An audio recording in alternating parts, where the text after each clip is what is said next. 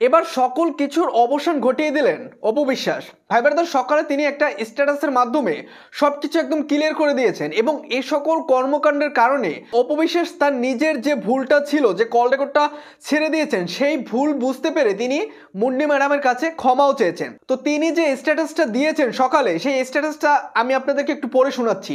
দেখেন সেখানে কি বলেছে। আশা করি সবার ভুল বোঝাবুঝির অবসান হয়েছে।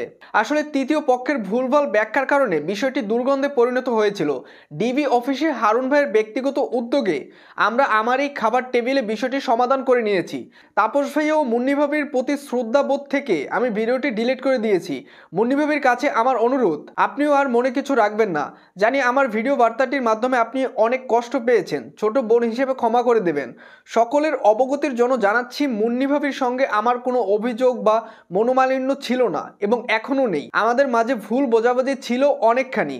আমরা চলচ্চিত্রের সবাই একে অপরের সম্পূরক এবং খুবই ছোট্ট একটা জায়গায় শিল্পাঙ্গন। প্রিয় সাংবাদিক ভাই বোন ও আমার ভক্তদের উদ্দেশ্যে বলতে চাই, এই বিষয়টি যেহেতু আমরা এখানেই শেষ করেছি, আপনারা আর এই বিষয়টি নিয়ে মন্তব্য করবেন না। দিন শেষে আমরা সবাই আমাদের নিজ নিজ পরিবার নিয়ে ভালো থাকতে চাই। তিনি এখানে একদম ক্লিয়ার করে দিয়েছেন এবং এটা নিয়ে যে অপু বিশ্বাস তিনি যে মুন্নি ম্যাডামের কাছে একটা ক্ষমা চেয়েছেন, যেহেতু তার ভুল বুঝতে পেরেছেন যে কল রেকর্ডটা ছাড়া হয়তো বা উচিত হয়নি। যেহেতু একজনের পারমিশন না নিয়ে কল রেকর্ডটা ছেড়ে দিয়েছে, সেটা তাদের সেই প্রভাবটা তার পরিবারের উপর পড়েছে, সেহেতু তিনি সেই অনুতপ্তের জায়গা থেকে তিনি মুন্নি ম্যাডামের কাছে ক্ষমা চেয়েছেন। যে বিষয়টা এখানে একদম ক্লিয়ার করে দিয়েছেন স্ট্যাটাসের মাধ্যমে। যেহেতু এই পুরো ঘটনার সাথে অপু বিশ্বাসের আমার মনে হয় যে একটাই ভুল ছিল, সেটা হচ্ছে না বলে তার কল রেকর্ডটা পাবলিক করে দিয়েছে।